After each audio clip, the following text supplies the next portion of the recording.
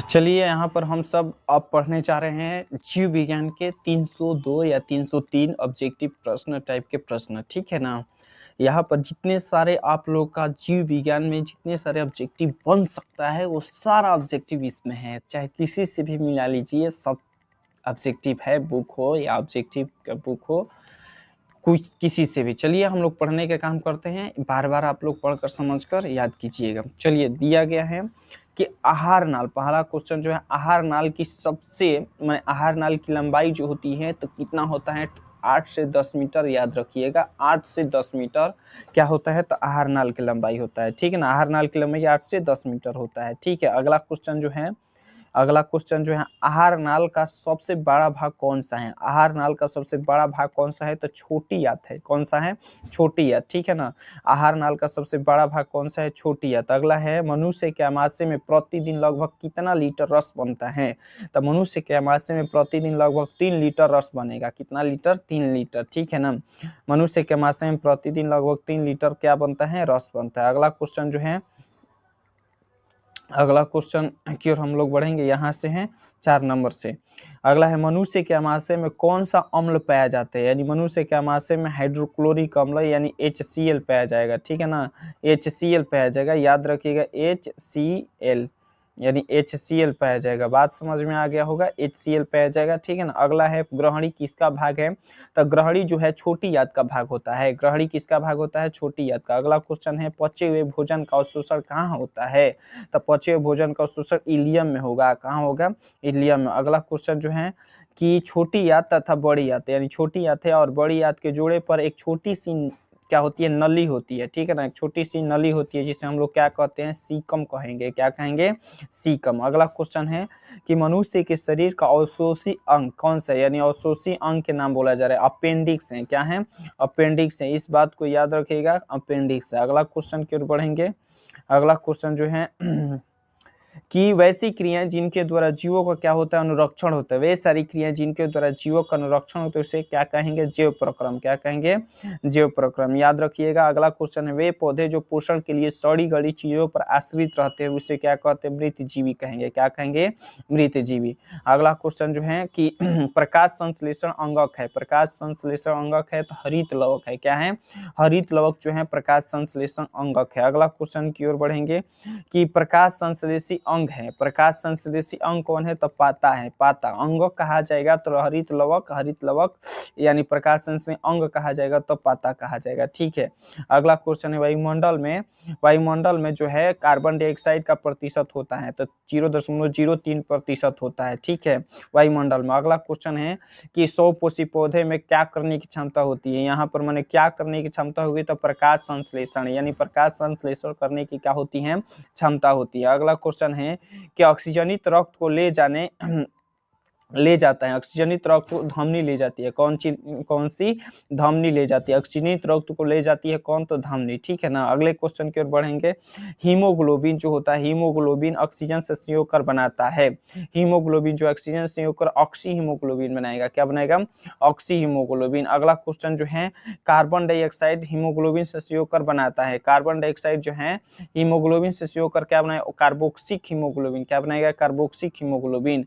अगला क्वेश्चन जो है किसका उपयोग कोशिका द्वारा ऊर्जा उत्पादन के लिए किया जाता है, तो ग्लूकोज का। किसका, ग्लूकोज का, ठीक है ना, ग्लूकोज का। अगला है दांत जो होता है दांत की सबसे ऊपरी परत को इनामेल कहेंगे। क्या कहेंगे, इनामेल। याद रखिएगा क्या नाम है उसका, इनामेल, ठीक है, इनामेल। अगला क्वेश्चन जो है कि मानव आहार का नाल का सबसे लंबा भाग छोटी आंत को कहते हैं। मानव आहार नाल का सबसे लंबा भाग को क्या कहते हैं, छोटी आंत।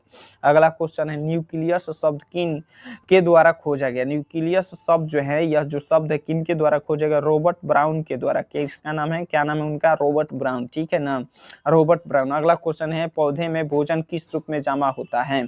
पौधे में भोजन जो है किस रूप में जमा होता है, स्टार्च के रूप में। किसके रूप में, स्टार्च के रूप में। अगला क्वेश्चन जो है कि 23 नंबर पौधे और पशुओं की कोशिकाओं का वैज्ञानिक अध्ययन, यानी पौधा हो और पौधा या पशु दोनों के कोशिकाओं का वैज्ञानिक अध्ययन को क्या कहेंगे, तो कोशिका विज्ञान कहेंगे। क्या कहेंगे, कोशिका विज्ञान। ठीक है, अगला क्वेश्चन जो है कि पीत जो होता है, पीत रस कहाँ से स्रावित होता है, तो यकृत से होगा। किससे, यकृत से। ठीक है, अगला क्वेश्चन है ट्रिप्सन एंजाइम का कार्य होता है। ट्रिप्सन एंजाइम का कार्य होता है प्रोटीन का पाचन। किसका होता है, प्रोटीन का पाचन, यानी ट्रिप्सन एंजाइम का कार्य होता है प्रोटीन का पाचन। अगला क्वेश्चन है कि मुख गुहा में आहार का कौन सा भाग पाचन होता है, यानी मुख गुहा में आहार का कौन सा भाग पाचन होता है, तो कार्बोहाइड्रेट। कौन सा हो जाएगा, कार्बोहाइड्रेट। अगला क्वेश्चन है कि हरे पौधे होते हैं, हरे पौधे कैसे होते हैं, तो सौपोषी होते हैं। हरे पौधे कैसे होते हैं, तो सौपोषी, अपना भोजन स्वयं बनाते हैं। अगला क्वेश्चन है कि सौपोषी पौधे के लिए आवश्यक है, सौपोषी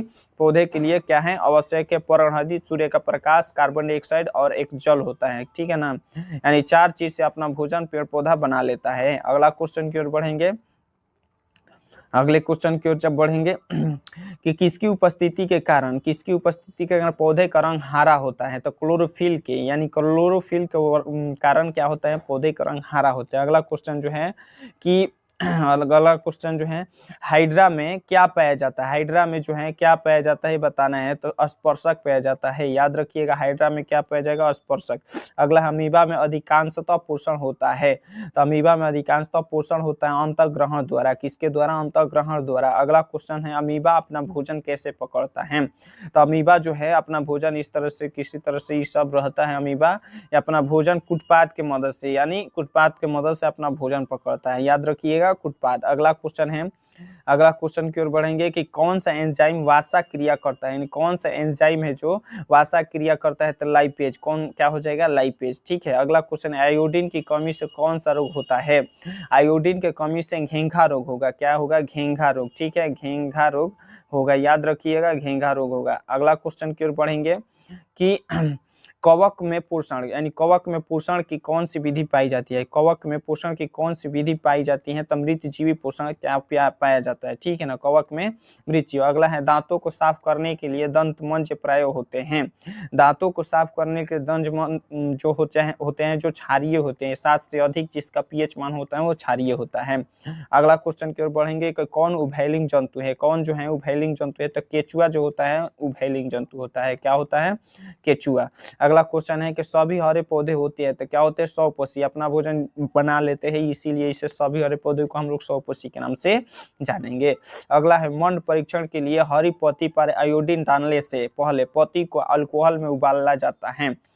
ठीक है ना, तो मंड परीक्षण के लिए हरी पत्ती पर आयोडीन डालने से पहले पत्ती को अल्कोहल में उबाला जाता है, क्यों, क्लोरोफिल को घुलाने के लिए। किसको, क्लोरोफिल को घुलाने के लिए। अगला है कि स्लाइड को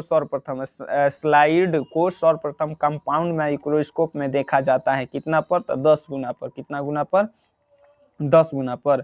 अगले क्वेश्चन की ओर बढ़ेंगे, एक वयस्क मनुष्य के कितने दांत होते हैं, तो बस 32 दांत होते हैं। ठीक है ना, कुटपाद किस में पाया जाता है, तो अमीबा में पाया जाता है, क्या, कुटपाद। ठीक है ना, अगला क्वेश्चन जो है क्लोरोफिल वर्ण का रंग होता है, तो हरा होता है। क्या होता है, हरा। याद रखिएगा, क्लोरोफिल वर्ण का रंग क्या होगा, हरा। अगला है ग्वाइटर अथवा घेघा पनपता है, ग्वाइटर अथवा घेघा पनपता है आयोडीन की कमी से। किसके कमी से, आयोडीन के कमी से। अगला है भोजन का पचना किस प्रकार की अभिक्रिया है, यानी भोजन का पचना जो है किस प्रकार की अभिक्रिया है, अपचक, उपचयन जो होगा यह भोजन का पचना होगा। ठीक है ना, भोजन किसके, उपचयन के मदद से अपना भोजन पचता है। ठीक है ना, अगला क्वेश्चन जो है प्रकाश संश्लेषण क्रिया में ऑक्सीजन बाहर निकलता है, तो जल से, यानी H2O से क्या निकलता है, ऑक्सीजन बाहर निकलता है विखंडित होकर। ठीक है ना, अगला है मैग्नीशियम पाया जाता है, मैग्नीशियम जो है कहाँ पाया जाए, तो क्लोरोफिल में पाया जाएगा। ठीक है ना, क्लोरोफिल। अगला है जीवन की एक महत्वपूर्ण विशेषता है, तो क्या है, वृद्धि है। क्या हो जाएगा, वृद्धि हो जाएगा। अगला क्वेश्चन की ओर बढ़ेंगे, अगला क्वेश्चन है कि प्रकृति में ऑक्सीजन का संतुलन कैसे बनता है, तो प्रकाश संश्लेषण की मदद से, प्रकृति में प्रकाश संश्लेषण की मदद से क्या होता है, संतुलन बना रहता है। ठीक है ना, संतुलन किसके द्वारा, प्रकाश संश्लेषण के द्वारा बना होता है, याद रखिएगा। अगला क्वेश्चन है कि सौपोषी पोषण किसमें होता है, सौपोषी पोषण जो है किसमें होता है, तो पौधे, प्रतिष्ठा और प्रोकैरियोटिक कोशिकाओं में, इन सभी चीजों में क्या होता है, सौपोषी पोषण पाया जाता है अपना भोजन स्वयं बनाने के। ग्रहणी भाग जो होता है छोटी जात की होती है, ग्रहणी किसका भाग होता है, छोटी याद का, ठीक है ना। अगला क्वेश्चन है पौधे में प्रकाश संश्लेषण होता है, पौधे में प्रकाश संश्लेषण होता है तो दिन में ही, क्यों? क्योंकि दिन में सूर्य की रोशनी रहता है और सूर्य की रोशनी में ही अपना भोजन पेड़ पौधे बनाते हैं। अगला क्वेश्चन है मृतजीवी, मृतोपजीवी, मृतोपजीवी का उदाहरण है, मृतोपजीवी का उदाहरण है गोबर का छाता। क्या हो जाएगा? गोबर का छाता। अगला है पौधे में प्रकाश संश्लेषण का स्थान है, यानी पौधे में प्रकाश संश्लेषण का स्थान है क्लोरोप्लास्ट में, ठीक है ना। पौधे में प्रकाश संश्लेषण का स्थान क्या है? क्लोरोप्लास्ट। अगला है जीवन, सजीव की जीवित इकाई क्या है? सजीव की जीवित इकाई जो है कोशिका है, यानी क्या है? कोशिका, ठीक है ना। अगला है परिशेषिका हिस्सा है, परिशेषिका हिस्सा है तो आहार नाल का, किसका है? आहार नाल का जो है परिशेषिका हिस्सा है। अगला है एटीपी का पूर्ण नाम क्या है? तो एटीपी का पूर्ण नाम होता है एडेनोसाइन ट्रीफॉस्फेट, एडेनोसाइन ट्रीफॉस्फेट, याद रखिएगा। अगला है विटामिन ए की कमी से रतौंधी होता है जो आंख में होगा, ठीक है ना, रतौंधी। अगला क्वेश्चन है कि अमीबा में गति किस भाग में होता है? अमीबा में गति किस भाग में? तो कुटपाद में होता है। किस में होगा? कुटपाद में। अगला क्वेश्चन है कोशिका में पावर हाउस किसे कहते हैं? कोशिका में पावर हाउस किसे कहते हैं? तो माइटोकॉन्ड्रिया को क्या कहते हैं? कोशिका के पावर हाउस कहेंगे। अगला है कोशिका में पावर हाउस किसे कहेंगे? तो माइटोकॉन्ड्रिया को। अगला है एक होता है आत्महत्या थाइली, जिससे हम लोग लाइसोसोम के नाम से जानते हैं, याद रखिएगा। अगला है 61 नंबर कि पौधे में किस क्रिया के द्वारा बाहरी वातावरण से ऑक्सीजन कोशिकाओं को पहुंचाता है? यानी पौधे के किस क्रिया के द्वारा बाहरी वातावरण से? तो विसरण क्रिया के द्वारा। किसके द्वारा? विसरण क्रिया के द्वारा। अगला क्वेश्चन है कि श्वसन की क्रिया में खाद्य पदार्थों का क्या होता है? यानी श्वसन की क्रिया में खाद्य पदार्थों का विघटन होता है। क्या होता है? विघटन, याद रखिएगा, विघटन। अगला क्वेश्चन है अवायवीय श्वसन कोशिकाओं के किस भाग में होता है? तो अवायवीय श्वसन जो है कोशिकाओं के किस भाग में होगा? तो माइटोकॉन्ड्रिया में होगा। कहां पर होगा? माइटोकॉन्ड्रिया में होगा, याद रखिएगा। अगला क्वेश्चन है कि आणविक ऑक्सीजन को उपलब्ध नहीं होने से पाइरूवेट का विखंडन जो होगा, पाइरूवेट का परिवर्तन जंतुओं में किस यौगिक में होता है? तो लैक्टिक अम्ल में। किस यौगिक में? लैक्टिक यौगिक में। अगला क्वेश्चन है निश्वास द्वारा निकली वायु रहती है, निश्वास द्वारा तो कार्बन डाइऑक्साइड, यानी कौन से हम लोग सांस छोड़ते हैं निश्वास द्वारा? तो कार्बन डाइऑक्साइड को छोड़ते हैं। अगला है किसकी कोशिकाएं मृत होती हैं? यानी किसकी कोशिकाएं जो होगी मृत होगी, तो बताना है किसकी कोशिकाएं? तो जाइलम की कोशिकाएं जो होगी मृत होगी। एक होता है फ्लोएम, फ्लोएम फल को यानी भोजन को ढोता है, जाइलम जल को ढोता है, याद रखिएगा। रक्त जो है रक्त का पीएच मान होता है 7.4 होता है, याद रखिएगा। रक्त का पीएच मान कितना होता है? 7.4। अगला है रक्त कितना प्रतिशत प्लाज्मा होता है? रक्त का कितना प्रतिशत प्लाज्मा? 55% जो है प्लाज्मा होता है। अगला क्वेश्चन है कि मानव शरीर में केंद्रीय पंप है तो हृदय होता है, केंद्रीय पंप मतलब खून को दबाव डालकर प्रेशर देकर सारे शरीर में फैलाने का धमनियों के द्वारा करने का काम करता है। अगला क्वेश्चन है कि हृदय जो है हृदय में कि मानव हृदय में कितने वेस्म होते हैं यानी चेंबर होते हैं? 4 होते हैं। कितने होते हैं? 4। अगला है कोशिकीय शैवालों में जल का परिवहन होता है, एक कोशिकीय शैवालों में जल का परिवहन होता है विसरण द्वारा। किसके द्वारा?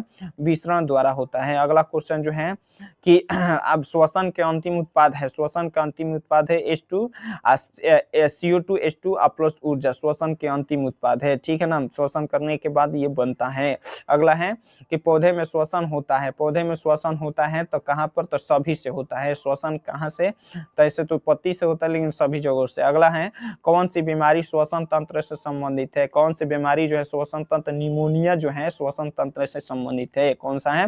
निमोनिया। अगला है कि किस प्रकार के श्वसन में अधिक ऊर्जा मुक्त होती है? तो वायवीय श्वसन में ऊर्जा क्या होगी? अधिक ऊर्जा मुक्त होगी। वायवीय श्वसन, क्या नाम है उसका? वायवीय श्वसन। अगला क्वेश्चन है मछली का श्वसन अंग गिल्स, गिल्स, ठीक है ना। मछली का श्वसन, इस पर सवाल आता है तो याद रखिएगा गिल्स जो है तीन चट्टे में कितने जोड़े श्वसन रंध्र पाए जाते हैं? तीन चट्टे में कितने जोड़े श्वसन रंध्र पाए जाते हैं? तो 10। कितने जोड़े?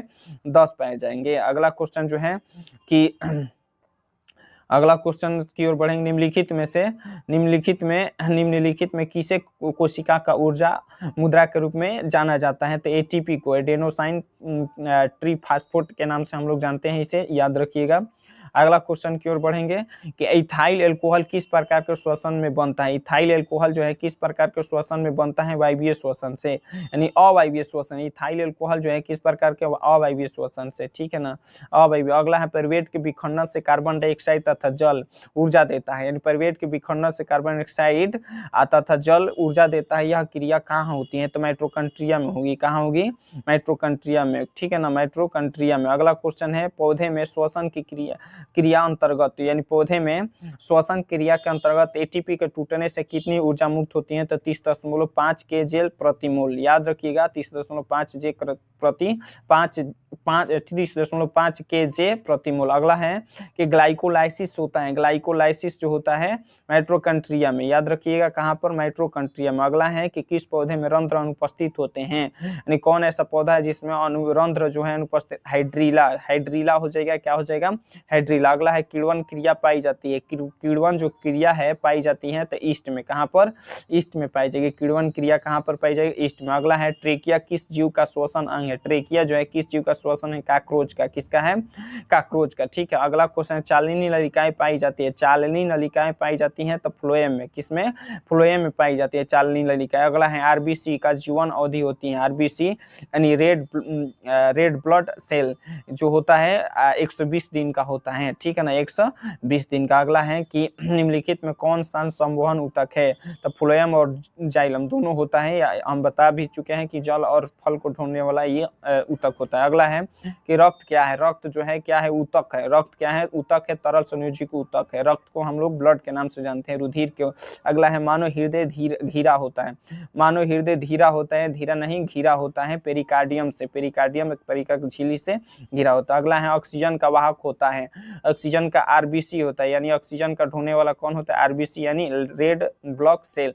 इसी से माने क्या किया जाता है? रक्त जो है इधर उधर जाने का काम करता है, ठीक है ना। अगले क्वेश्चन की ओर बढ़ेंगे कि किस जीव में कोशिकाएं, किस जीव में हीमोग्लोबिन नहीं होता है, यानी कौन ऐसा जीव है जिसमें हीमोग्लोबिन नहीं? तो मक्खी जो है इसमें हीमोग्लोबिन नहीं हो। अगला है हीमोग्लोबिन की कमी से कौन सा रोग होता है? तो एनीमिया जो होता है हीमोग्लोबिन के कमी से रोग होता है। कौन? हीमोग्लोबिन के कमी से कौन? तो एनीमिया। अगला है मनुष्य में श्वेत रक्त कोशिकाओं की जीवन अवधि कितनी होती है? तो 12 से 20 दिन, यानी 12 से 20 दिन ही सिर्फ होता है मनुष्य में श्वेत रक्त कोशिकाओं का जीवन अवधि। अगला है रुधिर चाप नियंत्रित होता है, रुधिर चाप नियंत्रित होता है एड्रीनल द्वारा, किसके द्वारा? एड्रीनल द्वारा। अगला क्वेश्चन है कि खुला परिसंचरण तंत्र किसमें पाया जाता है? तो काकरोच में जो है खुला परिसंचरण तंत्र में पाया जाएगा। अगला क्वेश्चन जो है मानव हृदय में कितने कोष्ठ होते हैं? तो अभी पढ़े तो कुछ देरी पहले, यानी 4 होता है, ठीक है ना। यानी मानव हृदय में कितने कोष्ठ होते हैं? चैम्बर होते हैं तो 4 होते हैं। अगला है स्टोमेटा के खुलने और बंद होने की क्रिया को कौन नियंत्रित करता है? यानी स्टोमेटा के खुलने और बंद होने की क्रिया को कौन नियंत्रित करता है? तो द्वार कोशिकाएं करती है। कौन करती है? तो द्वार कोशिकाएं। अगला है पौधे में गैसों का आदान प्रदान किसके द्वारा होता है? रंध्र के द्वारा। पौधे में गैसों का आदान प्रदान किसके द्वारा होता है? रंध्र। अगला क्वेश्चन है निम्न में सबसे तेज धड़कन किसका होता है? निम्न में सबसे तेज धड़कन किसका होता है? चूहा का होता है। किसका होगा? चूहा का। अगला क्वेश्चन की ओर बढ़ेंगे, फ्लोएम जो है, फ्लोएम ऊतकों द्वारा कार्बोहाइड्रेट का परिवहन होता है, फ्लोएम ऊतकों द्वारा कार्बोहाइड्रेट का परिवहन होता है तो सुक्रोज के रूप में। किसके रूप में? सुक्रोज के रूप में। अगला है किसकी उपस्थिति के कारण रक्त लाल दिखाई देता है? तो हीमोग्लोबिन के कारण जो है रक्त जो है लाल दिखाई देगा। किसके कारण? हीमोग्लोबिन के कारण। अगला हमारा शरीर किस पीएच परास के काम? तो 7 से 7.8 के बीच के हम लोग के शरीर जो है इतने बीच के माने परास के बीच कार्य करता है। अगला है रुधिर का कौन सा अवयव रक्त स्राव को रोकने में मदद करता है? यानी रुधिर का कौन सा अवयव जो है रक्त स्राव को रोकने में मदद करता है? तो प्लेटलेट्स। कौन हो जाएगा? प्लेटलेट्स, ठीक है। अगले क्वेश्चन की ओर बढ़ेंगे, पानी एवं घुलित खनिज का पौधे में हस्तांतरण होता है, पानी और घुलित खनिज का पौधे में हस्तांतरण होता है चालनी जाइलम नलिकाओं द्वारा, यानी पानी हो और घुलित खनिज लवण जो भी कुछ है वो चालनी नलिकाओं के द्वारा। अगला है कि पौधे में खाद्य पदार्थों का हस्तांतरण किस रूप में होता है? तो सुक्रोज के रूप में होगा, यानी पौधे में खाद्य पदार्थों का हस्तांतरण किस रूप में होगा? सुक्रोज के रूप में। अगला क्वेश्चन की ओर बढ़ेंगे कि पौधे में खाद्य पदार्थ किस रूप में जमा होता है? तो स्टार्च के रूप में क्या होता है? जमा होता है। स्टार्च या मंड के रूप में क्या होता है? जमा होता है, ठीक है। अगला क्वेश्चन है फ्लोएम में खाद्य पदार्थों का परिवहन किस दिशा में होता है? फ्लोएम में तो ऊपर और नीचे दोनों दिशीय यानी द्विदिशीय में होता है। खाद्य पदार्थों फ्लोएम छोड़ने का काम करता है। अगला क्वेश्चन जो है कि हृदय जो है, हृदय के वेसवों का शीतलन क्या कहलाता है? डायस्टोल कहलाता है। हृदय के वेसवों का शीतलन क्या कहलाएगा? डायस्टोल। अगला है पादप में जाइलम उत्तरदायी होता है तो जल का संवहन के लिए, जल का वहन करने ढोने के लिए। अगला क्वेश्चन की ओर बढ़ेंगे, अगला क्वेश्चन जो है कि पौतियों में गैसों का आदान प्रदान कहाँ होता है? पौतियों में गैसों का आदान प्रदान रंध्र में होता है। कहाँ पर होता है? रंध्र में होता है। अगला क्वेश्चन की ओर बढ़ेंगे। अगला क्वेश्चन, हृदय से रक्त को संपूर्ण शरीर में पंप किया जाता है। हृदय से रक्त रुधिर को संपूर्ण शरीर में पंप किया जाता है। क्या किया जाता है? नीले कहा जाएगा, नीले। अगला क्वेश्चन है, किस यंत्र का उपयोग रक्त दाब मापने में किया जाता है? तो किस? स्पाइगो मैनोमीटर के नाम से जाना जाता है क्या? तो किस यंत्र का उपयोग रक्त दाब यानी रक्त दाब मापने के लिए प्रयोग किया जाता है। ठीक है ना। अगले क्वेश्चन की ओर बढ़ेंगे। रक्त का कौन सा अवयव घायल स्थान से रक्त स्राव के मार्गों को रक्त का थक्का बनाकर अवरुद्ध कर देता है? यानी कौन सा रक्त का जो अवयव है घायल रक्त से रक्त स्राव के मार्गों को क्या कर देता है? थक्का बनाकर अवरुद्ध कर देता है, बहने नहीं देता है। तब प्लेटलेट्स। क्या हो जाएगा? प्लेटलेट्स। अगला क्वेश्चन की ओर बढ़ेंगे कि पादप में फ्लोएम उत्तरदायी होता है तो भोजन के लिए। पादप में फ्लोएम जो उत्तरदायी होगा किसके लिए? भोजन के लिए। अगला है, रक्त का थक्का बनाने में सहायक होता है रक्त बिंबाणु। ठीक है ना। रक्त क्या हो जाएगा? बिंबाणु। अगला क्वेश्चन की ओर बढ़ेंगे कि कोशिकीय शैवालों में जल का परिवहन होता है। कोशिकीय शैवालों में जल का परिवहन विस्तरण क्रिया द्वारा होगा। किसके द्वारा? विस्तरण क्रिया द्वारा। अगला है कि मानव हृदय का औसत प्रकुंचन दाब लगभग होता है 120 mmHg। ठीक है ना। मानव हृदय का औसत प्रकुंचन दाब कितना होता है? 120 mmHg। ठीक है ना। अगला है, पौधे में वाष्प उत्सर्जन किस भाग में होता है? तो पौधे में वाष्प उत्सर्जन जो है पाता में होता है। किस में होगा? पाता में। अगला क्वेश्चन की ओर बढ़ेंगे कि गाढ़ कोशिकाओं की कौन सी भित्ति मोटी होती है? गाढ़ कोशिकाओं की कौन सी भित्ति जो भीतरी मोटी होती है? ठीक है ना, भीतरी। अगला क्वेश्चन है, प्रोटोजुआ पदार्थ का निष्कासन कैसे करता है? प्रोटोजुआ जो है पदार्थ का निष्कासन कैसे करेगा? तो विसरण क्रिया द्वारा। किसके द्वारा? विसरण क्रिया द्वारा। ठीक है। अगला क्वेश्चन जो है कि प्रत्येक वृक्क में लगभग नेफ्रॉन पाए जाते हैं, यानी प्रत्येक वृक्क में 10 लाख नेफ्रॉन पाया जाएगा। ठीक है ना। प्रत्येक वृक्क में लगभग कितने नेफ्रॉन पाए जाएंगे? 10 लाख। अगला क्वेश्चन है, मूत्र में जल और यूरिया का प्रतिशत होता है, यानी मूत्र में जल और यूरिया का प्रतिशत, यानी जल जो होता है मूत्र में 96% होता है और यूरिया होता है तो 2%। याद रखिएगा, यूरिया 2% और जल 96%। अगला है, मूत्र का रंग जो है पीला किसके कारण होता है? यूरोक्रोम के कारण। रक्त का जो रक्त पीला होगा यूरोक्रोम के कारण। अगला है, कृत्रिम वृक्क किसे कहा जाता है? तो डायलिसिस मशीन को कहा जाता है। कृत्रिम वृक्क किसे कहेंगे? कृत्रिम वृक्क डायलिसिस मशीन को। अगला है, कुछ पौधे में उत्सर्जन पदार्थ गढ़े दूधिये तरल के रूप में संचित रहता है, जिसे हम लोग कहते हैं क्या? तो लेटेक्स कहेंगे। ठीक है ना। अगले क्वेश्चन की ओर बढ़ेंगे। उपचायी क्रियाओं के फलस्वरूप उत्पन्न अपशिष्ट पदार्थों का निष्कासन कहलाता है उत्सर्जन, यानी क्या कहेंगे उसे? उत्सर्जन। अगले क्वेश्चन की ओर, एमिनो अम्ल के विखंडन से बनता है। एमिनो अम्ल के विखंडन से बनता है अमोनिया। क्या बनेगा? अमोनिया। अगला क्वेश्चन है, रेजिन किस पौधे का उत्सर्जी पदार्थ है? रेजिन जो है किस पौधे का उत्सर्जी पदार्थ है? तो चीड़ का। किसका है? तो चीड़ का। अगले क्वेश्चन की ओर बढ़ेंगे। अगला क्वेश्चन जो है कि पादप में संचित होता है। पादप में क्या कौन कौन चीज? तो पत्तियों में, छालों में, कोशिका रिक्त में। ऑप्शन के अनुसार इस तरह से ये सही होगा। अगला क्वेश्चन है कि मनुष्य का प्रमुख उत्सर्जी अंग निम्नलिखित में कौन है? मनुष्य का प्रमुख उत्सर्जी अंग कौन सा है? तो वृक्क है। ठीक है ना। अंग कौन सा है? वृक्क है। अगला क्वेश्चन है, सजीव जीवधारियों द्वारा किस प्रकार के नाइट्रोजनी पदार्थ का उत्सर्जन होता है? सजीव जीवधारियों द्वारा किस प्रकार के नाइट्रोजनी पदार्थ का उत्सर्जन होता है? तो बताना है अमोनिया, यूरिया, यूरिक अम्ल। ठीक ना। अमोनिया, यूरिया, यूरिक अम्ल, ये जो है सजीव जीवधारियों द्वारा किस प्रकार नाइट्रोजनी पदार्थ बाहर निकलते हैं, यही चीज। अगला क्वेश्चन है कि पौधे में उत्सर्जी पदार्थ हैं। पौधे में उत्सर्जी पदार्थ कौन कौन से हैं? तो गोंद है, टेनिन है, रेजिन है।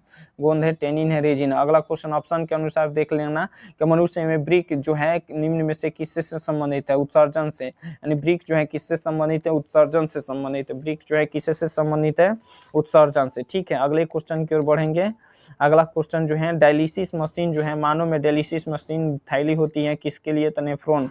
मानव में डायलिसिस थैली है नेफ्रॉन। क्या हो जाएगा? नेफ्रॉन। अगला क्वेश्चन की ओर बढ़ेंगे अगला क्वेश्चन, कृत्रिम वृक्क अपशिष्ट उत्पादों को रुधिर में अपवहन द्वारा पृथक करता है, तो नाइट्रोजन, ठीक है ना। कृत्रिम वृक्क अपशिष्ट उत्पादों को रुधिर में अपवहन द्वारा पृथक करता है नाइट्रोजन। अगला क्वेश्चन है, मानव गुर्दे का आकार होता है तो सेम के बीज के आकार का, किसके, सेम के बीज के आकार का होता है, ठीक है। अगला क्वेश्चन है कि कौन हेटेरोक्राइन ग्रंथि है, कौन हेटेरोक्राइन ग्रंथि है, तो वृषण, कौन हो जाएगा, वृषण हेटेरोक्राइन ग्रंथि कहलाएगा। अगला है, मानव मूत्र में यूरिया की प्रतिशत होती है, तो 2% जो होगा यूरिया के प्रतिशत होगा। अगला है, मानव शरीर का संतुलन बनाए रखता है, शरीर का संतुलन जो है सेरिबेलम बनाए रखता है, कौन बनाए रखता है, सेरिबेलम, ठीक है ना, सेरिबेलम बनाए रखता है। अगला क्वेश्चन की ओर बढ़ेंगे। अगले क्वेश्चन है, मस्तिष्क का सबसे बड़ा भाग को नाम क्या है, सेरिब्रम, ठीक है ना, मस्तिष्क का सबसे बड़ा भाग के नाम क्या है, सेरिब्रम। अगला क्वेश्चन, मानव शरीर की सबसे लंबी कोशिका होती है, तो मानव शरीर की सबसे लंबी कोशिका होती है न्यूरॉन, क्या हो जाएगा, न्यूरॉन, ठीक है ना। अगला है, मस्तिष्क का औसत भार कितना होता है, तो 1.4 kg, ठीक है ना, 1.4 kg यानी 1400 ग्राम का। अगला है, तंत्रिका तंत्र की संरचनात्मक एवं क्रियात्मक इकाई को कहते हैं, यानी तंत्रिका तंत्र के संरचनात्मक एवं क्रियात्मक इकाई को नेफ्रॉन कहेंगे, क्या कहेंगे, नेफ्रॉन। अगला है कि कौन सा अंग संवेदीग्राही नहीं है, यानी कौन सा अंग है जो संवेदीग्राही नहीं है, तो दिमाग जो है संवेदीग्राही नहीं है, ठीक है ना, क्या हो जाएगा, दिमाग। अगला क्वेश्चन है, मेरुरज्जु निकलता है, मेरुरज्जु जो निकलता है मेडुला से निकलता है, किससे, मेडुला से। अगला है, दो न्यूरॉनों के संपर्क बिंदु को क्या कहते हैं, यानी दो न्यूरॉनों के संपर्क बिंदु को क्या कहते हैं, तो सिनेप्स कहते हैं, यानी दो न्यूरॉनों के संपर्क बिंदु को सिनेप्स कहते हैं। अगला है, पांस मेडुला और अनुमस्तिष्क, पांस मेडुला और अनुमस्तिष्क जो है पश्च मस्तिष्क का हिस्सा है, किसका है, पश्च मस्तिष्क का। अगला है, अनैच्छिक, कौन सी अनैच्छिक क्रिया नहीं है, यानी चबाना जो अनैच्छिक क्रिया उसे कहते हैं जो अपने इच्छाओं के अनुसार नहीं कर सकते, ऑप्शन के अनुसार देख लेंगे इसे। अगला क्वेश्चन जो की ओर बढ़ेंगे कि मस्तिष्क का कौन सा भाग शरीर की स्थिति का संतुलन का अनुरक्षण करता है, अनुमस्तिष्क, क्या हो जाएगा, अनुमस्तिष्क। मस्तिष्क का कौन सा भाग शरीर की स्थिति का संतुलन का अनुरक्षण करता है, अनुमस्तिष्क। अगला है, दो तंत्रिका कोशिका के मध्य खाली स्थान को क्या कहते हैं, तो सिनेप्स कहेंगे, सनेप्स कहेंगे, ठीक है ना। मस्तिष्क जो है उत्तरदायी होता है सोचने के लिए, हृदय स्पंदन और शारीरिक संतुलन के लिए, ठीक है ना। अगला क्वेश्चन की ओर बढ़ेंगे। अगला क्वेश्चन है, पौधे के अग्रभाग में पाया जाता है, पौधे के अग्रभाग में ऑक्सीजन पाया जाएगा, क्या पाया जाएगा, ऑक्सीजन, ठीक है ना, ऑक्सीजन पाया जाएगा। अगला क्वेश्चन जो है कि पौधे में वृद्धि हार्मोन होता है, पौधे में वृद्धि हार्मोन ऑक्सीजन और जिब्रेलिन, पौधे में वृद्धि हार्मोन कौन है, ऑक्सीजन और जिब्रेलिन। अगला क्वेश्चन है, पत्तियों को मुरझाने वाला हार्मोन होता है, पत्तियों को मुरझाने वाला हार्मोन एब्सिसिक एसिड, क्या हो जाएगा, एब्सिसिक एसिड हो जाएगा, ठीक है ना। अगला है, फल पकाने वाला हार्मोन क्या कहलाएगा, तो एथिलीन, क्या हो जाएगा, एथिलीन, फल पकाने वाला हार्मोन क्या हो जाएगा, एथिलीन। अगला है, हमारा मस्तिष्क किस हड्डी से, तो मेनिंजीज नाम के हड्डी से, यानी हमारा मस्तिष्क किस हड्डी से घिरा रहता है, तो मेनिंजीज नाम का हड्डी से। अगला है कि मानव मस्तिष्क का आयतन लगभग होता है, मानव मस्तिष्क का आयतन 1650 ml होता है, याद रखिएगा 1650। मानव मस्तिष्क का औसतन 1.5 kg होता है, कहीं पर 1400 ग्राम होता है, कहीं पर 1500 ग्राम, चलिए याद कर लेंगे। सेरिब्रम मानव मस्तिष्क का कितना हिस्सा होता है, सेरिब्रम जो है मानव मस्तिष्क का 2/3 हिस्सा है, ठीक है ना, 2/3 हिस्सा है। अगला है, मानव शरीर के में पाई जाने वाली सबसे छोटी अंतःस्रावी ग्रंथि कौन है, मानव शरीर में सबसे छोटी पाई जाने वाली सबसे पिट्यूटरी ग्रंथि, इसे हम लोग पीयूष ग्रंथि, मास्टर ग्रंथि के नाम से जानते हैं। अगला चीज है कि किस ग्रंथि को मास्टर ग्रंथि के नाम से जानते हैं, यानी कि कौन सा ऐसा ग्रंथि है जिसे हम लोग मास्टर ग्रंथि के नाम से जानते हैं, तो पिट्यूटरी ग्रंथि को क्या कहेंगे, पिट्यूटरी ग्रंथि को मास्टर ग्रंथि के भी नाम से जानते हैं। अगला है, घेघा रोग किसकी कमी से पनपता है, घेघा रोग जो है किसकी कमी से पनपता है, तो घेघा रोग किसकी कमी से पनपता है, तो आयोडीन की कमी से पनपता है, जबकि यहाँ पर घेघा लिखा गया है, मिस्टेक लिखा गया है। अगला क्वेश्चन की ओर बढ़ेंगे। कौन बुद्धि और चतुराई का केंद्र है, कौन और बुद्धि और चतुराई का केंद्र है, सेरिब्रम, क्या हो जाएगा, सेरिब्रम। अगला क्वेश्चन है कि कौन पादप हार्मोन नहीं है, कौन जो है पादप हार्मोन नहीं है, तो ऑक्सीटोसिन जो है पादप हार्मोन नहीं है, ठीक है ना, ऑक्सीटोसिन। अगला है, बीजांड की ओर प्रणालिका की वृद्धि का कारण होता है, बीजांड की ओर परिनालिका की वृद्धि का कारण होता है, तो केमेट्रोजिम, ठीक ना,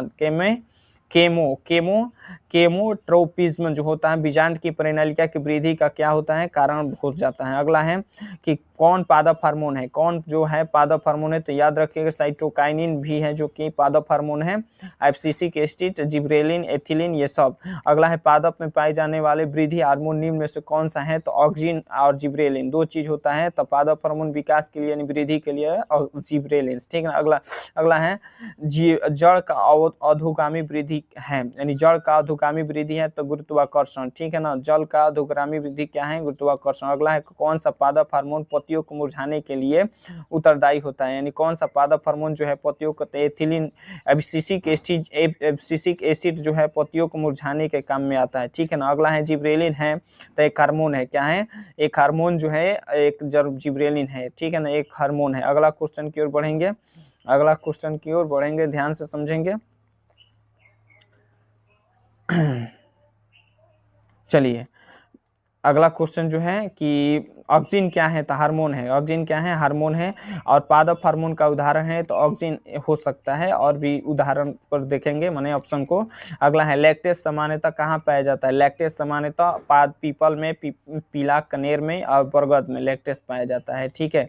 अगला क्वेश्चन जो है कि पादप हार्मोन स्रावित होता है अंतःस्रावी ग्रंथि से, हार्मोन जो है स्रावित होता है अंतःस्रावी ग्रंथि से स्रावित होता है, ठीक है ना। अगला है एंड्रोजन, एंड्रोजन नर्लिंग हार्मोन है, क्या है, एंड्रोजन नर्लिंग हार्मोन है। अगला है एस्ट्रोजन स्रावित होता है, एस्ट्रोजन जो है अंडाशय द्वारा स्रावित होता है, ठीक है, अंडाशय द्वारा एस्ट्रोजन स्रावित होता है, एस्ट्रोजन। अगला है क्या अनुवांशिकी गुणों का वाहक होता है, अनुवांशिकी गुणों का वाहक क्या होता है, तो गुणसूत्र होता है। अनुवांशिकी गुणों का वाहक कौन होता है, तो गुणसूत्र। अगला है नर युग्मक और मादा युग्मक के संयोग से बनते हैं, नर युग्मक और मादा युग्मक के संयोग से बनते हैं तो जाइगोट बनते हैं, क्या हो जाएगा, जाइगोट हो जाएगा, ठीक है ना, जाइगोट हो जाएगा। अगला क्वेश्चन की ओर बढ़ेंगे कि नर युग्मक और मादा युग्मक के संलग्नों को कहते हैं, तो निषेचन कहते हैं, क्या कहते हैं, निषेचन कहेंगे, ठीक है ना। अगला है पुष्प का सबसे बड़ा, पुष्प का सबसे बाहरी भाग है, यानी पुष्प का सबसे बाहरी भाग है जो कौन है, तो बाह्य दल पुंज है, क्या हो जाएगा, बाह्य दल पुंज, ठीक है ना, बाह्य दल पुंज हो जाएगा पुष्प का सबसे बाहरी भाग। अगला है पुष्प का नर भाग को क्या कहते हैं, पुमंग कहते हैं, क्या कहते हैं, पुमंग, ठीक है ना। पुष्प का नर भाग को क्या कहेंगे, पुमंग, ठीक है ना। अगले क्वेश्चन की ओर बढ़ेंगे, पुष्प का नर भाग को क्या कहेंगे, पुमंग, ठीक है। पुष्प का सब नर भाग को क्या कहते हैं, पुमंग, याद रखिएगा, पुमंग कहेंगे, ठीक है। अगला क्वेश्चन को क्या कहेंगे, अगले क्वेश्चन की ओर बढ़ेंगे कि पुष्प का जो है, पुष्प का मादा भाग को क्या कहेंगे, तो जायंग कहेंगे, जायंग। पुष्प का नर भाग को क्या कहेंगे, पुमंग कहेंगे, और मादा भाग को जायंग कहेंगे, याद रखिएगा। अगला क्वेश्चन है पुष्प का कौन सा भाग फल बनाता है, पुष्प का कौन सा भाग है जो फल बनाएगा, तो अंडाशय जो होगा फल बनाने के काम करेगा, क्या करेगा, अंडाशय। अगला है वर्तिका किसका भाग है, वर्तिका जो है किसका भाग है, जयांग का है, जयांग का वर्तिका भाग है वो, ठीक है ना, जयांग का। अगला क्वेश्चन है कि नर मानव जनन अंग सामान्यतः लगभग किस आयु में परिपक्व होता है, तो 12 वर्ष। मानव जनन अंग जो है सामान्यतः लगभग कितना, किस आयु में परिपक्व होने लगता है, तो 12 वर्ष में होने लगता है, ठीक है। अगला है अंडाशय हो, अंडाशय है गर्भाशय, अंडाशय गर्भाशय और फेलोपियन नलिका किसका भाग है, तो मादा जननांग का है, मादा का है, ठीक है ना। अगला क्वेश्चन है भ्रूण का विकास होता है, तो भ्रूण का विकास होता है तो गर्भाशय में होता है, ठीक है ना, भ्रूण का विकास कहाँ होगा, तो गर्भाशय में होगा, ठीक है। अगले क्वेश्चन की ओर बढ़ेंगे कि किस प्रकार के जनन में जनक के शरीर से कलिका निकलती है, यानी किस प्रकार के किस प्रकार के जनन में जनक के शरीर से कलिकाएं निकलती हैं, तो मुकुलन से, किसमें, मुकुलन से निकलती है, किससे निकलती है, मुकुलन से। अगला है, अगले क्वेश्चन की ओर बढ़ेंगे कि पराग कोष में पाए जाते हैं, यानी पराग कोष में क्या पाए जाते हैं, तो पराग कण पाया जाएगा, क्या पाया जाएगा, पराग कण, ठीक है ना, पराग कण पाया जाएगा। अगला क्वेश्चन है स्त्री केसर, स्त्री केसर के आधारित भाग को क्या कहते हैं, तो अंडाशय कहेंगे, क्या कहेंगे, अंडाशय, याद रखिएगा, अंडाशय। अगला क्वेश्चन की ओर बढ़ेंगे, पुकेंसर के अग्र भाग को क्या कहते हैं, पुकेंसर जो होता है, पुकेंसर के अग्र भाग को क्या कहते हैं, तो परागकोश कहेंगे, क्या कहेंगे, परागकोश, ठीक है ना, परागकोश कहेंगे।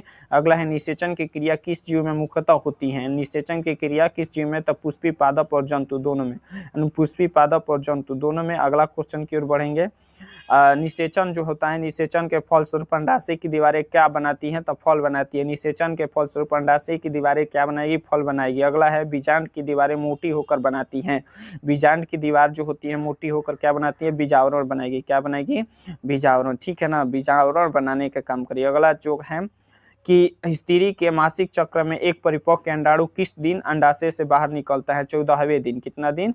14वें दिन, याद रखिएगा 14वें दिन। अगला है किशोरावस्था में होने वाले शारीरिक परिवर्तन का कारण होता है, यानी किशोरावस्था में होने वाला शारीरिक परिवर्तन का कारण क्या होता है? तो टेस्टोस्टेरोन। क्या हो जाएगा? टेस्टोस्टेरोन। अगला है रक्त में शर्करा का स्तर नियंत्रित होता है, रक्त में शर्करा का इंसुलिन के कारण रक्त में शर्करा का स्तर जो होता है नियंत्रण। अगला है एंड्रोजन जो होता है, एंड्रोजन नर्लिंग हार्मोन है। क्या है? नर्लिंग हार्मोन है। एंड्रोजन जो है क्या है? नर्लिंग। अगला है टेस्टोस्टेरोन स्रावित होता है, टेस्टोस्टेरोन जो है स्रावित होता है वृषण से। किससे? वृषण से स्रावित होता है। अगला है मनुष्य के शरीर की सबसे बड़ी ग्रंथि क्या है? तो यकृत है। मनुष्य के शरीर की सबसे बड़ी ग्रंथि का नाम क्या है? यकृत है, ठीक है ना, यकृत है। अगला है निम्न में से कौन पिट्यूटरी ग्रंथि से निकलने वाला हार्मोन है? निम्न में कौन सबसे पिट्यूटरी यानी पिट्यूटरी ग्रंथि, निम्न में कौन पिट्यूटरी ग्रंथि से निकलने वाला हार्मोन है? तो वृद्धि हार्मोन, ठीक है ना, वृद्धि हार्मोन। अगला क्वेश्चन की ओर बढ़ेंगे। किसे रासायनिक दूध कहा जाता है? तो हार्मोन्स को क्या कहते हैं? रासायनिक दूध के नाम से जानते हैं हार्मोन्स को, ठीक है, याद रखिएगा हार्मोन्स को क्या करते हैं? रासायनिक दूध के नाम से जानते हैं। अगला है कि कौन अंतःस्रावी और बाह्य ग्रंथि हैं एक जैसा कार्य नहीं करता है? तो कौन अंतःस्रावी और बाह्य ग्रंथि हैं जो एक जैसे कार्य नहीं करता है? तो पीयूष ग्रंथि जो है एक जैसा कार्य नहीं करेगा। अगला है थायराइड ग्रंथि से कौन सा हार्मोन निकलता है? थायराइड ग्रंथि से थायरोक्सिन हार्मोन निकलता है, थायराइड ग्रंथि से थायरोक्सिन हार्मोन निकलता है। अगला क्वेश्चन की ओर बढ़ेंगे। अंतःस्रावी ग्रंथि जो है, अंतःस्रावी ग्रंथि जो है यकृत से निकलते हैं। अंतःस्रावी ग्रंथि किसे? यकृत से निकलता है। अगला क्वेश्चन है इंसुलिन की कमी से होता है, इंसुलिन की कमी से मधुमेह होता है। इंसुलिन की कमी से क्या होता है? तो मधुमेह, ठीक है ना, मधुमेह किसकी कमी से होता है? इंसुलिन की कमी से। अगला है निम्नलिखित में किसे बर्थ हार्मोन कहा जाता है? ऑक्सीटोसिन, ऑक्सीटोसिन को कहते हैं बर्थ हार्मोन। अगला क्वेश्चन है कॉपर एल्युमिनियम से स्रावित होता है, यानी कॉपर एल्युमिनियम से प्रोजेस्टेरोन कहलाएगा। क्या कहलाएगा? प्रोजेस्टेरोन। अगला क्वेश्चन है निम्नलिखित में कौन पुरुष हार्मोन है? निम्नलिखित में कौन पुरुष हार्मोन है? तो टेस्टोस्टेरोन जो है पुरुष हार्मोन है।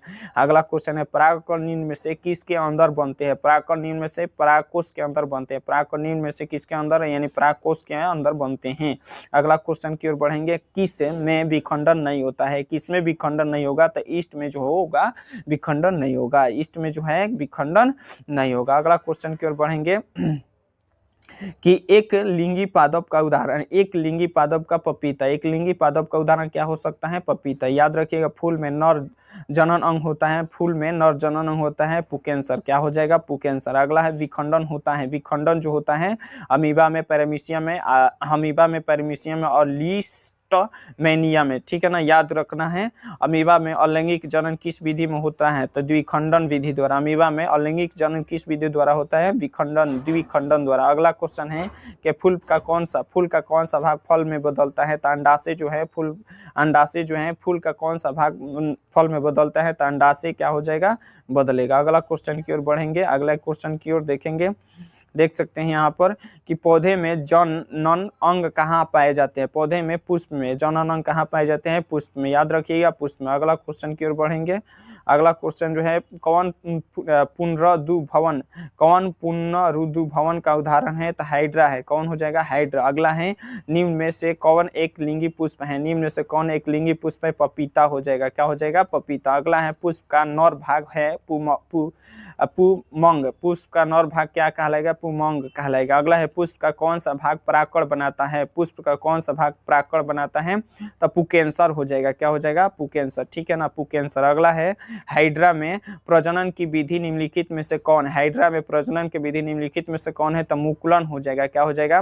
मुकुलन, ठीक है ना, मुकुलन के द्वारा। अगला है अलैंगिक जनन मुकुलन द्वारा होता है। अलैंगिक जनन जो है मुकुलन द्वारा होता है। तो कहाँ पर? ईस्ट में। कहाँ हो जाएगा?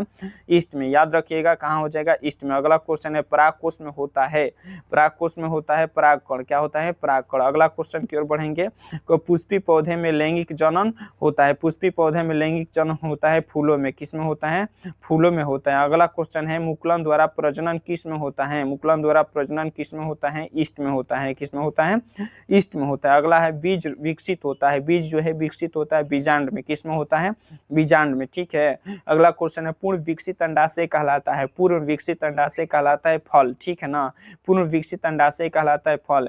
आप लोगों को जब समझ में आ रहा होगा तो बढ़िया से कमेंट कीजिएगा, कुछ नहीं समझ में आ रहा है तो थोड़ा बहुत कमेंट कीजिएगा बताने के लिए कि कहाँ पर कुछ प्रॉब्लम हो रहा है, ठीक है ना। तो आगे क्वेश्चन को बढ़ेंगे। हम लोग क्या पढ़ रहे थे? पूर्ण विकसित अंडाशय कहलाता है तो क्या कहलाएगा? फल कहलाएगा। क्या कहलाएगा? फल, ठीक है, फल कहलाएगा। अगला क्वेश्चन की ओर बढ़ेंगे। अगला क्वेश्चन जो है आप लोगों के लिए है कि नर जो है, नर युग्मक और नर युग्म में गुणसूत्र की संख्या होती है। नर युग जो होते हैं ना, नर में गुणसूत्र की संख्या 23 होता है, 23 जोड़ा होता है। और संख्या की बात किया जाए तो 46 हो जाएगा, ठीक है। अगला है अंडाणु निषेचित होता है। अंडाणु जो होता है फैलोपियन नलिका में निषेचित होता है। अंडाणु किस में निषेचित होगा? फैलोपियन नलिका में। अगला है कौन मादा जनन तंत्र का भाग नहीं है? कौन जो है मादा जनन तंत्र का भाग नहीं है? शुक्रवाहिका जो है पुरुष जनन अंग है, इसलिए यह भाग नहीं है। अगला क्वेश्चन है एंड्रोजन जो है, एंड्रोजन नॉर्लिंग हार्मोन है। एंड्रोजन जो है कौन सा? नॉर्लिंग। अगला है कि कौन उभयलिंग जंतु है? तो केचुआ जो है उभयलिंग जंतु है, ठीक है ना। अगला है शुक्राणु का निर्माण होता है? शुक्राणु का निर्माण जो होता है वृषण में होता है। किस में होता है? वृषण में होता है, याद रखिएगा। अगला है निम्नलिखित में नर युग्म में या निम्नलिखित में नर युग में कौन होता है? कौन है? तो शुक्राणु है। नर युग्म कौन है? तो क्या हो सकता है? ऑप्शन के अनुसार शुक्राणु, याद रखिएगा।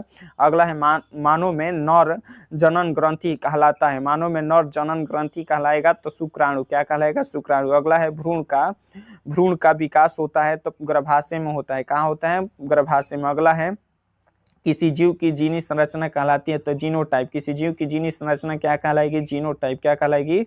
जीनोटाइप। अगला है अनुवांशिकी का पिता कहा जाता है। अनुवांशिकी का पिता ग्रेकर जन मेंडल को कहते हैं। किसको कहते हैं? ग्रेकर जन मेंडल। अगला है शुद्ध बौने पौधे को दर्शाया जाता है। शुद्ध बौने पौधे को छोटा टीटी से दर्शाया जाता है। शुद्ध बौने पौधे को छोटा टीटी से और शुद्ध लंबे पौधे को बड़ा टीटी से दर्शाया जाता है। याद रखिएगा, शुद्ध लंबे पौधे को किससे? बड़ा टीटी से दर्शाया जाता है। अगला क्वेश्चन है एक संकर संस्करण प्रारूप अनुपात। एक संकर संस्करण लक्षण प्रारूप अनुपात है, यानी एक संकर संस्करण लक्षण प्रारूप अनुपात है तो 3:1 हो जाएगा, ठीक है ना। अगला क्वेश्चन है कि एक संकर संस्करण जीन प्रारूप अनुपात है तो याद रखिएगा, ये थोड़ा लंबा होगा, ठीक है ना, लेकिन याद कर लीजिएगा। 1:2:1 हो जाएगा। 1:2:1 याद रखिएगा। अगला क्वेश्चन है कि मेंडल का प्रथम नियम कहलाता है। मेंडल का प्रथम नियम कहलाता है पृथक्करण का नियम, ठीक है ना। क्या कहलाएगा? पृथक्करण। अगला है मानव के शरीर में, यानी मानव शरीर में कितने जोड़े गुणसूत्र होते हैं? तो 23 जोड़े जो होते हैं गुणसूत्र होते हैं। कितने जोड़े? 23 जोड़े। अगला है मानव गुणसूत्र में कितने जोड़े लिंग क्रोमोसोम होते हैं? मानव गुणसूत्र में कितने जोड़े लिंग क्रोमोसोम होते हैं? तो 1 जोड़े जो होता है लिंग क्रोमोसोम होता है, ठीक है ना, 1 जोड़े। अगला है मानव गुणसूत्र में कितने जोड़े ऑटोसोम होते हैं?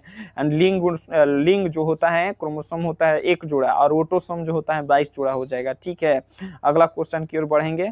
अगला उपार्जित लक्षणों का सिद्धांत। उपार्जित लक्षणों का सिद्धांत जो होगा, उपार्जित लक्षणों का सिद्धांत किसने दिया है? तो लैमार्क ने दिया है, ठीक है ना, लैमार्क। अगला क्वेश्चन है कि प्राकृतिक चुनाव द्वारा जीवों का विकास का सिद्धांत मैंने बताना है कि प्राकृतिक चुनाव द्वारा जीवों का विकास का सिद्धांत किसने दिया है? तो चार्ल्स डार्विन ने दिया है। किसने दिया है? चार्ल्स डार्विन ने। अगला है द ओरिजिन ऑफ स्पाइसीज। बताना है कि द ओरिजिन ऑफ स्पाइसीज नामक पुस्तक के लेखक कौन है? चार्ल्स डार्विन है। कौन है? Charles Darwin. The origin of species नाम के कौन है? Charles Darwin. याद रखिएगा क्या हो जाएगा? चार्ल्स डार्विन, ठीक है ना।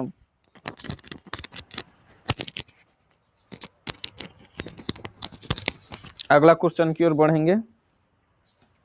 अगला है तो फिलोसोफिक जूलॉजी पुस्तक के लेखक कौन है? तो लैमार्क हैं। क्या हो जाएगा? लैमार्क। याद रखिएगा, लैमार्क हो जाएगा, ठीक है ना, लैमार्क। अगला क्वेश्चन है कि बिल्ली तथा मनुष्य के अग्रपात का उदाहरण है। मैंने बिल्ली और मनुष्य के अग्रपात उदाहरण है तो समजात अंगों का। किसका हो जाएगा?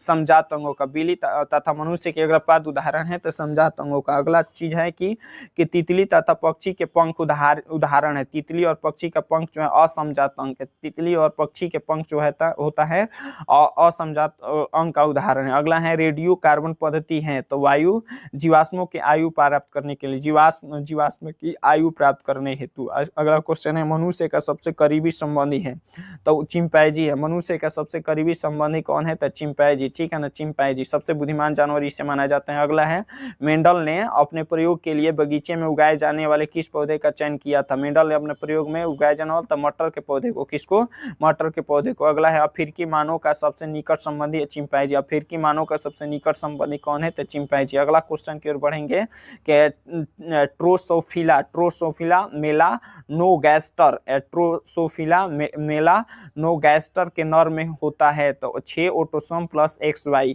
6 ऑटोसोम प्लस XY होता है। अगला क्वेश्चन की ओर बढ़ेंगे, किस जर्मन वैज्ञानिक ने 21 पीढ़ियों तक के चूहे की पूंछ काट दी, और किस जर्मन वैज्ञानिक ने 21 पीढ़ियों तक के चूहे की पूंछ काट दी, तो वाइसमान नाम के व्यक्ति ने 21 पीढ़ियों के चूहों को पूंछ काटकर यह पता लगाया गया था। अगला क्वेश्चन की ओर बढ़ेंगे। अगला क्वेश्चन जो है कि हरे पौधे जो होते हैं, हरे पौधे होते हैं जो उत्पादन माने करते हैं, हरे पौधे जो हैं उसे हम लोग क्या कहेंगे, उत्पादक के नाम से जानते हैं, ठीक है। हरे पौधे को किस नाम से जानते हैं, उत्पादक के नाम से। अगला क्वेश्चन है कि ऐसे जीव जंतु जो भोजन के लिए दूसरे जीवों पर निर्भर रहते हैं उसे क्या कहते हैं, परजीवी के नाम से जानते हैं, ठीक है ना। अगला है मनुष्य और तिलचाटा जो है, मनुष्य और तिलचाटा जो है सर्वभक्षी है। सर्वभक्षी माने सब चीज खाने वाले चीज को क्या कहेंगे, सर्वभक्षी के नाम से जानते हैं, ठीक है, सर्वभक्षी के नाम से जानते हैं। अगला क्वेश्चन की ओर बढ़ेंगे, देख सकते हैं यहाँ पर क्वेश्चन। अगला क्वेश्चन है कि जिन शब्द जो हैं किसने प्रस्तुत किया है, जिन शब्द जो हैं किसने प्रस्तुत किया है, जो हैंसन नाम के व्यक्ति ने जिन शब्द का प्रयोग किया है, ठीक है ना, जिन शब्द का प्रयोग किया है। अगला बात, किसे अनुवांशिकी का पिता या जनक कहा जाता है। आप लोग इसे चालू करके आप लोग वीडियो को ऑडियो के रूप में भी सुन सकते हैं। आप लोग जानते होंगे कि किस प्रकार ऑडियो बन सकता है, ठीक है ना। प्ले इट में आराम से वीडियो बन जाता है, तो उस तरह से आप लोग सुनकर बार बार इसे रिपीट करके सुन सकते हैं। चलिए अगला क्वेश्चन है, किसे अनुवांशिकी का पिता या जनक कहा जाता है। किसे अनुवांशिकी का पिता, तो ग्रेकर जन मेंडल को, ठीक है ना, ग्रेकर जन मेंडल को कहते हैं अनुवांशिकी का पिता या जनक कहते हैं। अगला क्वेश्चन जो है, मेंडल ने अपनी अनुवांशिकी प्रयोग हेतु किस पौधे का उपयोग किया है। मेंडल ने अपनी अनुवांशिकी प्रयोग हेतु मटर के पौधे को क्या किया है, उपयोग किया है, ठीक है। अगला क्वेश्चन है कि कौन सा अभिलक्षण वंशगत नहीं है, यानी कौन सा अभिलक्षण वंशगत नहीं है, तो बाल की प्रकृति, क्या हो जाएगा, बाल की प्रकृति। अगला क्वेश्चन की ओर बढ़ेंगे कि अगला क्वेश्चन है, किस जीव की जीवनी संरचना कहलाती है। किसी जीव की जीवनी संरचना कहलाती है, तो जीनोटाइप, क्या कहलाएगी, जीनोटाइप। अगला क्वेश्चन है कि लिंग गुणसूत्र का पूर्ण जोड़ा कहलाता है। लिंग गुणसूत्र का पूर्ण जोड़ा स्त्री में होता है। लिंग गुणसूत्र का पूर्ण जोड़ा जो होता है स्त्री में होता है। अगला क्वेश्चन है कि मानव शरीर के किस सामान्य कोशिका में गुणसूत्र के कितने युग्म होते हैं। मानव शरीर के किस सामान्य कोशिकाओं में गुणसूत्रों की संख्या होता है, तो 23 होता है, 23 से गुणसूत्र होता है, यानी जोड़ा होता है। अगला है वंशागत नियमों का प्रतिपादन किसने किया है। वंशागत नियमों का प्रतिपादन ग्रेकर जन मेंडल ने किया है। वंशागत नियमों का प्रतिपादन ग्रेकर जन मेंडल ने किया है। अगला क्वेश्चन है कि स्त्री में लिंग गुणसूत्र युग्म होता है। स्त्री में लिंग गुणसूत्र तो XX होता है, ठीक है ना, XX, जबकि पुरुष में XY होगा, ठीक है ना। अगला क्वेश्चन की ओर बढ़ेंगे, प्रसिद्ध पुस्तक द माइक्रोग्राफिया किनके द्वारा लिखा गया है। द प्रसिद्ध पुस्तक यानी पुस्तक का नाम है द माइक्रोग्राफिया, किनके द्वारा लिखा गया है, तो रॉबर्ट हुक के द्वारा, ठीक है ना, रॉबर्ट हुक के द्वारा लिखा गया है। अगला क्वेश्चन की ओर बढ़ेंगे कि मनुष्य के आहार नाल में अवशोषी अंग का अपेंडिक्स कहते हैं। 2 बार ये क्वेश्चन है कि मनुष्य के आमाशय में मनुष्य के आहार नाल में अवशोषी अंग जो होगा अपेंडिक्स को कहेंगे। अगला है कौन एक अवशोषी अंग है, तो अपेंडिक्स है, कौन है, अपेंडिक्स। अगला है समजात अंग का उदाहरण है। समजात अंग का उदाहरण हमारा हाथ और कुत्ते का अग्रपात, हमारा हाथ और कुत्ते का अग्रपात, ठीक है। अगला क्वेश्चन है कि कीटों के पंख और चमगादड़ के पंख किस तरह के अंग है। कीटों के पंख और चमगादड़ के पंख जो है समजात अंग है। कीटों के पंख और चमगादड़ के पंख किस तरह के अंग तंग है तो असमजात अंग है। ठीक है, अगला क्वेश्चन है कि विकास दृष्टिकोण से हमारी विकास दृष्टिकोण से हमारी किस से अधिक समानता है, तो चिंपैंजी से। किससे? चिंपैंजी से। ठीक है, ये अगला क्वेश्चन, मानव का उद्भव स्थान है, मानव का उद्भव स्थान है अफ्रीका। क्या हो जाएगा? अफ्रीका। ठीक है ना। अगला क्वेश्चन, सामान्य प्राथमिक उपभोक्ता होता है, सामान्यतः प्राथमिक उपभोक्ता शाकाहारी होते हैं। क्या होते हैं? शाकाहारी होते हैं। ठीक है, शाकाहारी होते हैं। अगला क्वेश्चन की ओर बढ़ेंगे कि अगला क्वेश्चन जो होता है कि सामान्यतः द्वितीय उपभोक्ता होते हैं तो क्या होते हैं? मांसाहारी। सामान्यतः द्वितीय उपभोक्ता क्या कहलाएंगे? मांसाहारी के नाम से जानेंगे। क्या कहलाएंगे? मांसाहारी के नाम से जानेंगे। ठीक है, अगला क्वेश्चन की ओर बढ़ेंगे कि सर्प होता है, बाघ होता है, शेर होता है। सर्प, बाघ, शेर इत्यादि तृतीय उपभोक्ता है। क्या होगा? तृतीय उपभोक्ता। ठीक है, तृतीय उपभोक्ता के नाम से। अगला है जीवाणु और कवक जो होते हैं अपघटनकर्ता है, अपघटनकर्ता होते हैं। ये अगला चीज है जो कि आहार श्रृंखलाओं के जाल को क्या कहते हैं? आहार श्रृंखलाओं के जाल को क्या कहते हैं? तो आहार जाल कहेंगे। क्या कहेंगे? आहार जाल। याद रखिएगा, आहार जाल के नाम से जानते हैं। अगला क्वेश्चन है कि पारिस्थितिकी तंत्र में ऊर्जा का प्रवाह होता है। पारिस्थितिकी तंत्र में ऊर्जा का प्रवाह होता है तो एक दिशीय होता है। क्या होता है? एक दिशीय। ठीक है ना। पारिस्थितिकी तंत्र में ऊर्जा का प्रवाह जो होता है एक दिशीय। अगला है जीव निम्नीकरण अपशिष्ट है। जीव निम्नीकरण अपशिष्ट है तो क्या है? मल मूत्र, वाहित मल, जंतुओं और पेड़ पौधे के मृत शरीर इत्यादि। ठीक है ना, ये ऑप्शन के अनुसार सही है। ठीक है ना। अगला क्वेश्चन की ओर बढ़ेंगे कि जैव अनिम्नीकरण अपशिष्ट है तो डीडीटी, सीसा, आर्सेनिक इत्यादि। डीडीटी, सीसा, आर्सेनिक इत्यादि। अगला चीज है कि ओजोन परत के एक कणु में कितने परमाणु होते हैं? ओजोन परत के एक अणु में कितने परमाणु होते हैं? तो 3 परमाणु होते हैं। ठीक है ना, 3 परमाणु। अगला है तो वायुमंडल में कहां से कहां तक ओजोन परत है? वायुमंडल में जो है कहां से कहां तक ओजोन परत है? तो 15 किलोमीटर से 50 किलोमीटर तक। ठीक है ना, 15 किलोमीटर से लेकर 50 किलोमीटर तक क्या है? ओजोन परत। अगला है ओजोन परत के लिए हानिकारक गैस क्या है?